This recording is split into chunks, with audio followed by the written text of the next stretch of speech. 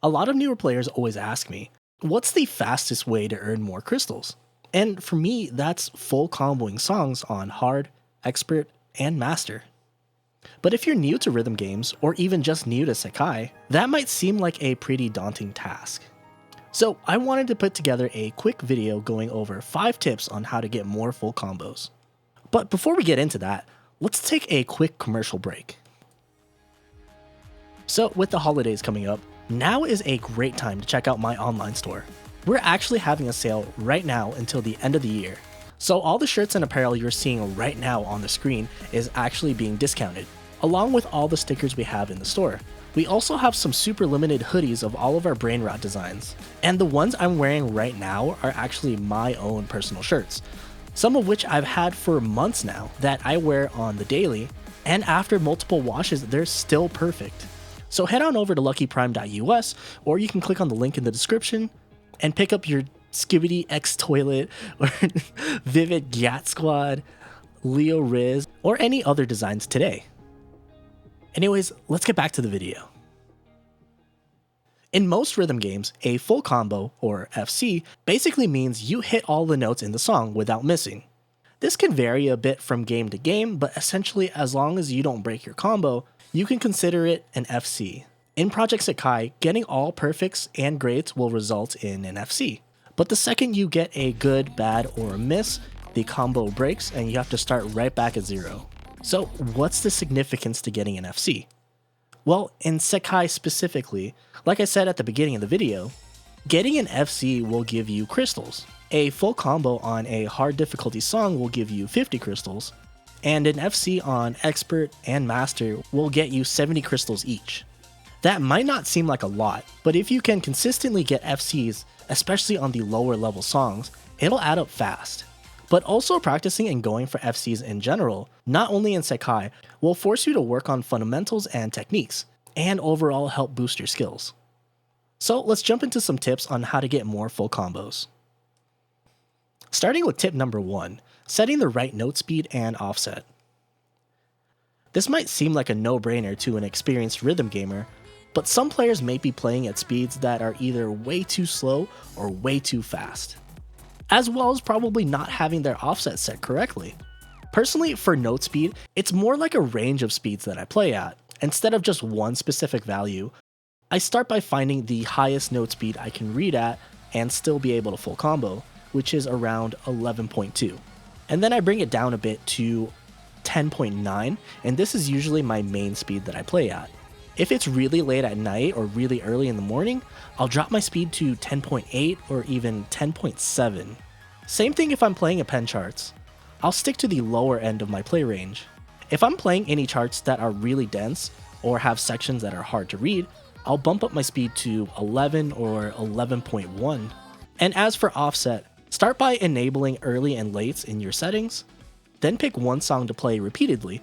I like to use Eagle Rock Expert 25. If I notice I'm getting a lot of lates, I'll decrease my offset by 0.1, and if I'm getting a lot of earlies, I'll increase it by 0.1. And I'll keep doing that until my greats are evenly distributed between late and early. I go more in depth with note speed and offset in some of my previous videos, so if you haven't already, go check those out. Moving on to tip number 2. Every time I mess up when I'm going for a full combo, I always say out loud what I did wrong. Verbally acknowledging what you messed up on will help remind you on what you need to work on, especially if you're grinding and repeatedly playing the same song over and over. Very often, I'll have to tell myself, you're going too slow, or you used the wrong finger, and you need to hold longer here, you're lifting too soon, and basically stuff like that. It might not make a huge difference at first, but this will help you remember certain parts of the song, and soon you'll start memorizing what you need to change in order to do these sections. And this sort of ties into tip number 3. After learning what you're messing up on, sometimes you need to develop a technique to make playing that section easier. I remember when I was trying to full combo voices on Expert, I had a really tough time with the intro. For some reason, I couldn't ever do it with only 2 fingers. And it wasn't until I switched to using 3 fingers, that was when I was able to consistently hit it. Another example is the ending for DSCF, or MKDR. On the master chart, there's a bit of tech you need to do that involves short and long notes. But instead of playing it the intended way, you can just tell yourself to hit everything with one finger, making things a lot more simple. Moving on to tip number 4. Once you play a song enough times, you'll start to memorize certain sections. And not exactly like memorizing every single note, but more like, okay, after the holds, there's a triplet part, and little things like that. Basically, you can start anticipating certain patterns. This sounds like a pretty obvious thing to do, but I don't think players really utilize this as much as they should. One example that's pretty recent for me, I've been struggling with the intro for Space Opera, the append chart, specifically the hold section. If you've ever played this chart, you know exactly what I'm talking about. It wasn't until I broke it down into sections that I figured out what's going on and what I needed to do. After memorizing what's happening, I realized I only needed to focus on my right hand that's starting the pattern. Basically, the pattern stays as 4 lanes twice, and then change to 6 2 times.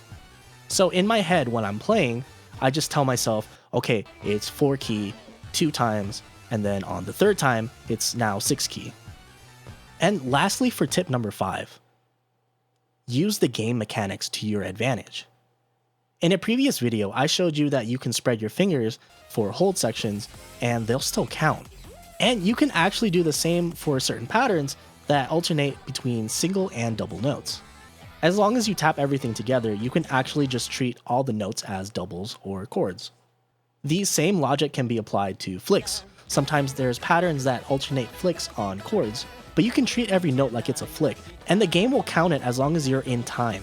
So for these patterns, just pretend like it's all flicks. I use a combination of all these tips to work on getting full combos. Currently, I only have a few expert charts left to FC. And for master, I have every 28 and below, and I'm almost done with all the 29s. Unfortunately, there isn't some technique that will instantly make you good enough to FC the entire game. A lot of the skill is built on practice and just playing a lot. But hopefully these tips will help guide you on how to practice more efficiently. Anyways, that's all I got for this video. Let me know if you use any of these tips that I've mentioned already in your gameplay. And I'm curious what your FC breakdown is like. Have you gotten all the expert charts FC'd already?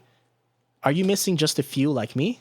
Or have you already gotten everything FC'd and now you're working on APing the game? And while yes, a lot of this information can be applied to APing, I am working on a separate video that tackles that specifically. Thank you all so much for watching. Don't forget to leave a like if you enjoyed the video, and feel free to leave a comment down below. It can be about the video, about the game, really about anything, I don't know. I just really enjoy reading your guys' comments. Oh, and also don't forget to check out my shop. The discount on everything is lasting until the end of the year, so don't sleep on it. Anyways, here's a video YouTube thinks you might enjoy.